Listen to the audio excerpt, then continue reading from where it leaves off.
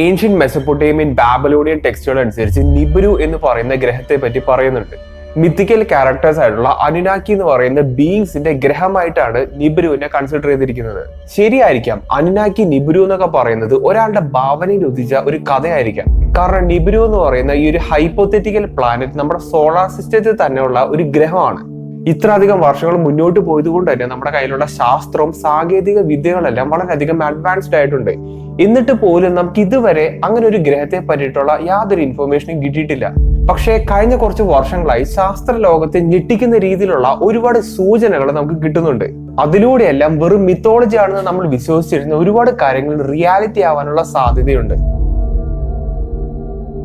1781 മുമ്പ് വരെ നമ്മുടെ സോളാർ സിസ്റ്റത്തിൽ വെറും 6 ഗ്രഹങ്ങൾ മാത്രമേ ഉള്ളൂ എന്നാണ് നമ്മൾ വിശ്വസിച്ചിരുന്നത്. അങ്ങനെ ഒരുപാട് ടെലിസ്കോപ്പുകളുടെ ആധുനിക ടെക്നോളജിയുടെ സഹായത്തോടെ നമ്മൾ യുറാനസ് എന്ന് പറയുന്ന പ്ലാനറ്റിനെ കണ്ടുപിടിക്കുന്നു. ഇത്രയും വർഷങ്ങൾ കൊണ്ട് നടത്തിയ പഠനങ്ങളുടെ ഫലമായി ഒരു ഗ്രഹത്തിന്റെ ഓർബിറ്റും അതിന്റെ എക്സാക്ട് ലൊക്കേഷനും നമുക്ക് ന്യൂട്ടന്റെ ലോസ് ഉപയോഗിച്ചിട്ട് അവിടുത്തെ മാത്തമാറ്റിക്സ് ഉപയോഗിച്ച് നമുക്ക് കാൽക്കുലേറ്റ് ചെയ്യാൻ പറ്റുമായിരുന്നു. യുറാനസ് കണ്ടുപിടിക്കുന്നതിന് മുമ്പുള്ള ബാക്കിയുള്ള ഗ്രഹങ്ങളെല്ലാം നമുക്ക് ഈ ഒരു കാൽക്കുലേഷൻ ഉപയോഗിച്ച് ലൊക്കേറ്റ് ചെയ്യാൻ പറ്റുമായിരുന്നു. പക്ഷെ യുറാനസ് മാത്രം വളരെയധികം ഡിഫറെന്റ് ആയിട്ടാണ് ബിഹേവ് ചെയ്തത്. ഈ കണക്കുകളിലൂടെ പ്രവചിക്കുന്ന ആ ഒരു ലൊക്കേഷൻ അല്ല യുറാനസ് നമുക്ക് കാണാൻ കഴിയുന്നത്. കണക്കുകളിലൂടെ നമ്മൾ ലൊക്കേറ്റ് ചെയ്യുന്ന ലൊക്കേഷനിൽ നിന്ന് ഒരുപാട് അധികം ദൂരത്താണ് യുറാനസ് നമുക്ക് കാണാൻ കഴിയുന്നത്. ഇത് കണ്ടപ്പോൾ എല്ലാവരും ആദ്യം വിചാരിച്ചത് ഇവരുടെ കണക്കുകളുടെ കുഴപ്പമായിരിക്കും എന്നുള്ളതാണ്. പക്ഷെ പിന്നീടാണ് അവർക്കൊരു കാര്യം മനസ്സിലായത്, യുറാനസിന് ഇതേപോലുള്ള ഒരു ഓർബിറ്റ് ഫോളോ ചെയ്യണമെങ്കിൽ വേറെന്തോ ഒരു ഗ്രഹത്തിന്റെ ഇൻഫ്ലുവൻസ് അവിടെ ഉണ്ടായിരിക്കണം എന്നുള്ളത്. ഈ ഒരു ഗ്രഹത്തിന്റെ ഗ്രാവിറ്റേഷണൽ ഇൻഫ്ലുവൻസ് കാരണമാണ് യുറാനസ് ഇത്തരത്തിലുള്ള ഓർബിറ്റ് ചെയ്യുന്നത് എന്നുള്ള ഒരു അസംഷനിലും കൂടി അവരെത്തി. ഇവിടെ ഇവരുടെ മാത്തമാറ്റിക്കൽ കാൽക്കുലേഷൻസ് തെറ്റിയിട്ടില്ല എന്നുള്ള ഒരു ഉറപ്പ് ഇവരുടെ കയ്യിലുണ്ട്. കാരണം ഒരുപാട് വർഷങ്ങളായിട്ട് ഇവർ ഫോളോ ചെയ്തുകൊണ്ടിരിക്കുന്ന ഒരു സംഭവമാണ്. ഇത്ര നാളായിട്ട് യാതൊരു കുഴപ്പവും സംഭവിച്ചിട്ടില്ല. അതുകൊണ്ട് തന്നെ ഇവരെല്ലാവരും ആ രണ്ടാമത്തെ പോസിബിലിറ്റി തേടിപ്പോയി. അങ്ങനെ കുറച്ച് വർഷങ്ങൾക്ക് ശേഷം ഒരു ഫ്രഞ്ച് മാത്തമാറ്റീഷ്യൻ, അദ്ദേഹത്തിന്റെ പേര് ലേ വെരിയർ എന്നാണ്, ന്യൂട്ടന്റെ ലോസും ഒരുപാട് മാത്തമാറ്റിക്കൽ കാൽക്കുലേഷൻസിലൂടെ ഒരു ഹൈപ്പോത്തറ്റിക്കൽ പ്ലാനറ്റിന്റെ ഓർബിറ്റ് ഇദ്ദേഹം വരച്ചെടുത്തു. അതോടൊപ്പം തന്നെ ഈ ഹൈപ്പോത്തറ്റിക്കൽ ഗ്രഹത്തിന്റെ ലൊക്കേഷനും ഇദ്ദേഹം തിയറിയിലൂടെ കാൽക്കുലേറ്റ് ചെയ്ത് വെച്ചു. ഇവിടെ ഈ ഗ്രഹത്തിന്റെ ലൊക്കേഷന്റെ പ്രാധാന്യം എന്താ നിങ്ങൾക്ക് മനസ്സിലാക്കണമെങ്കിൽ നിങ്ങളൊന്ന് രാത്രി സമയത്ത് പുറത്തേക്ക് ഇറങ്ങുക, എന്നിട്ടൊന്ന് ആകാശത്തേക്ക് നോക്കുക. ഏത് ദിശയിലേക്ക് നോക്കുമ്പോഴാണ് നമുക്ക് ഇന്ന പ്ലാനറ്റിനെ കണ്ടുപിടിക്കാൻ പറ്റുക എന്ന് ഒരിക്കലും നമുക്ക് മനസ്സിലാവില്ല. അത് മനസ്സിലാക്കണമെങ്കിൽ ഇതിന്റെ എക്സാക്ട് ലൊക്കേഷൻ നമുക്ക് മനസ്സിലാക്കിയേ തീരൂ. കാരണം സ്പേസ് എന്ന് പറയുന്നത് ഈ വാക്കിന്റെ അർത്ഥം പോലെ വലിയൊരു സ്ഥലമാണ്. ഈ ഗ്രഹം ഈ വലിയൊരു സ്ഥലത്ത് എവിടെ വേണമെങ്കിലും നിൽക്കാം. അങ്ങനെ ഇദ്ദേഹം കാൽക്കുലേറ്റ് ചെയ്ത ഈ ഹൈപ്പോത്തറ്റിക്കൽ ഗ്രഹത്തിന്റെ ലൊക്കേഷൻ ബെർലിൻ ഒബ്സർവേറ്ററിയിലേക്ക് അയച്ചു കൊടുത്തു. അങ്ങനെ 1846 സെപ്റ്റംബർ 23 ഇവിടെയുള്ള ആസ്ട്രോണോമേഴ്സ് എല്ലാം ഇദ്ദേഹം അയച്ച ഒരു ലൊക്കേഷനിലേക്ക് ടെലിസ്കോപ്പ് പോയിന്റ് ചെയ്യുന്നു. അപ്പൊ ദാ കിടക്കുന്നു വേറൊരു ഗ്രഹം. ആ ഒരു ദിവസമാണ് നമ്മുടെ ലോകം റിയലൈസ് ചെയ്യുന്നത് നമ്മുടെ സോളാർ സിസ്റ്റത്തിൽ നെപ്റ്റ്യൂൺ എന്ന് പറയുന്ന ഒരു ഗ്രഹം കൂടി ഉണ്ടായിരുന്നു എന്നുള്ളത്. മാത്തമാറ്റിക്സും ശാസ്ത്രം ഉപയോഗിച്ച് മാത്രം പ്രഡിക്റ്റ് ചെയ്ത ആദ്യത്തെ ഒരു ഗ്രഹമായിരുന്നു നെപ്റ്റ്യൂൺ. അതും ഇദ്ദേഹത്തിന്റെ കണക്കുകളും പ്രവചനവും വളരെയധികം അക്യുറേറ്റ് ആയിരുന്നു. അവിടെ തന്നെയായിരുന്നു ആ ഒരു സംഭവം നിന്നിരുന്നത്. ഇതിലൂടെ നമുക്കൊരു കാര്യം മനസ്സിലാക്കാൻ പറ്റും, ശാസ്ത്രവും മാത്തമാറ്റിക്സ് എന്ന് പറയുന്നത് വളരെയധികം പവർഫുൾ ആയിട്ടുള്ള ടൂൾസ് ആണ്. അതിന്റെ രീതിക്ക് ഉപയോഗിച്ച് കഴിഞ്ഞാൽ ഇവിടുത്തെ ഏറ്റവും ഇമ്പോർട്ടന്റ് പോയിന്റ് എന്ന് വെച്ചാൽ നെപ്റ്റ്യൂൺ എന്നുള്ള ഒരു ഗ്രഹം കണ്ടുപിടിക്കാൻ തന്നെ കാരണം യുറാനസിന്റെ അൺപ്രഡിക്റ്റബിൾ ആയിട്ടുള്ള ഓർബിറ്റ് കാരണം മാത്രമാണ്. യുറാനസ് സാധാരണ ഒരു ഗ്രഹത്തെ പോലെയാണ് ഓർബിറ്റ് ചെയ്തിരുന്നെങ്കിൽ ഒരു പക്ഷേ നെപ്റ്റ്യൂൺ എന്നുള്ള ഒരു ഗ്രഹത്തെ ഒരുപാട് വർഷങ്ങൾക്ക് ശേഷം മാത്രമായിരിക്കാം നമ്മൾ ഡിസ്കവർ ചെയ്യുന്നത്. അങ്ങനെ ഒരുപാട് വർഷങ്ങൾക്ക് ശേഷം പ്ലൂട്ടോ എന്ന് പറയുന്ന ഗ്രഹത്തെ നമ്മൾ ഡിസ്കവർ ചെയ്യുകയും ചെയ്തു. പിന്നീട് പ്ലൂട്ടോന്റെ അതേ സൈസുള്ള ഗ്രഹങ്ങളെ നമ്മൾ ഡിസ്കവർ ചെയ്തത് കൊണ്ട് തന്നെ ഇതൊരു ഡ്വാർഫ് പ്ലാനറ്റ് ആയിട്ട് നമ്മൾ കൺസിഡർ ചെയ്യുകയും ചെയ്തു. അതായത് ഇപ്പോൾ നിലവിൽ നമ്മുടെ സോളാർ സിസ്റ്റത്തിൽ 8 ഗ്രഹങ്ങളാണ് ഉള്ളത്. നെപ്റ്റ്യൂണിന്റെ ഓർബിറ്റിന് ശേഷം കൈപ്പർ ബെൽറ്റ് എന്ന് പറയുന്ന ഒരു സ്പേസ് ഉണ്ട്, ഒരു സ്ഥലമുണ്ട്. അതിന്റെ അകത്ത് ഒരുപാട് ചെറിയ ചെറിയ കല്ലുകളെല്ലാം സൂര്യന് ചുറ്റും ഇങ്ങനെ വലം വയ്ക്കുന്നുണ്ട്, ഇങ്ങനെ ഓർബിറ്റ് ചെയ്യുന്നുണ്ട്. ഈ കല്ലുകളെല്ലാം സൂര്യന് ചുറ്റും ഓർബിറ്റ് ചെയ്യുന്നത് പല പല ഓർബിറ്റുകളിലൂടെയാണ്. ചില വലിയ ഓർബിറ്റ് ആയിരിക്കാം, ചില ചെറിയ ഓർബിറ്റുകളായിരിക്കാം. അങ്ങനെ റാഡിക്കലി ഡിഫറെന്റ് ആയിട്ടുള്ള ഓർബിറ്റുകളിലൂടെയാണ് നമ്മൾ സൂര്യന് ചുറ്റും ഇങ്ങനെ വലം വയ്ക്കുന്നത്. അങ്ങനെ ഒരുപാട് വർഷങ്ങൾക്ക് ശേഷം 2014 ഈ പറയുന്ന കൈപ്പർ ബെൽറ്റിൽ വളരെ ഡിസ്റ്റന്റ് ആയിട്ട് ഓർബിറ്റ് ചെയ്യുന്ന ഒരുപാട് ഒബ്ജക്റ്റുകൾ കൂട്ടം കൂടി ഓർബിറ്റ് ചെയ്യുന്നതായിട്ട് ഇവർ ശ്രദ്ധിച്ചു. അതും ഈ കൂട്ടം കൂടി ഓർബിറ്റ് ചെയ്യുന്ന ഈ ഒബ്ജക്റ്റുകളുടെ ഓർബിറ്റ് കൈപ്പർ ബെൽറ്റിലുള്ള മറ്റുള്ള ഒബ്ജക്റ്റുകളുമായിട്ട് വളരെയധികം വ്യത്യാസം ഉണ്ടായിരുന്നു.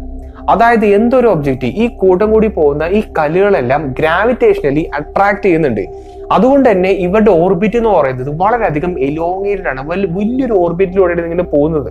ഈ കല്ലുകളെല്ലാം ഇത്തരത്തിലുള്ള ഓർബിറ്റുകൾ എന്തുകൊണ്ടാണ് ഫോളോ ചെയ്യുന്നതെന്ന് മനസ്സിലാക്കാൻ വേണ്ടിയിട്ട് ഏകദേശം 2 വർഷങ്ങൾക്ക് ശേഷം കാൽടെക്കിലുള്ള ആസ്ട്രോണോമേഴ്സ് നമുക്ക് ഇവിടുന്ന് കിട്ടിയിരിക്കുന്ന ഒരുപാട് ഡാറ്റാസും ആ ഓർബിറ്റൽ പാത്ത് എല്ലാവരെയും കൂട്ടിയിട്ട് ഒരു കമ്പ്യൂട്ടർ സിമുലേഷൻ നടത്തി. അതായത് ഇവിടെ കമ്പ്യൂട്ടർ സിമുലേഷൻ കൊണ്ട് എന്താണ് ഉദ്ദേശിക്കുന്നത് വെച്ചാൽ ഈ ഗ്രൂപ്പ് ഓഫ് കല്ലുകൾ എന്തുകൊണ്ടാണ് ഇങ്ങനെ ഓർബിറ്റ് ചെയ്യുന്നത്, ആ ഓർബിറ്റൽ പാത്തിന്റെ ഡാറ്റയും കാര്യങ്ങളെല്ലാം നമുക്ക് ഈ ഒരു കമ്പ്യൂട്ടർ സിമുലേഷൻ സോഫ്റ്റ്വെയറിന് അതൊക്കെ ഇടാൻ പറ്റും. അപ്പോൾ ഈ സോഫ്റ്റ്വെയറിലൂടെ എന്തുകൊണ്ടാണ് ഈ കല്ലുകളെല്ലാം ഇങ്ങനെ ഒരു ഓർബിറ്റ് ഫോളോ ചെയ്യുന്നത് എന്നുള്ളതിന്റെ ഒരു കാരണം, ഒരു പ്രഡിക്ഷൻ നമുക്ക് കിട്ടും.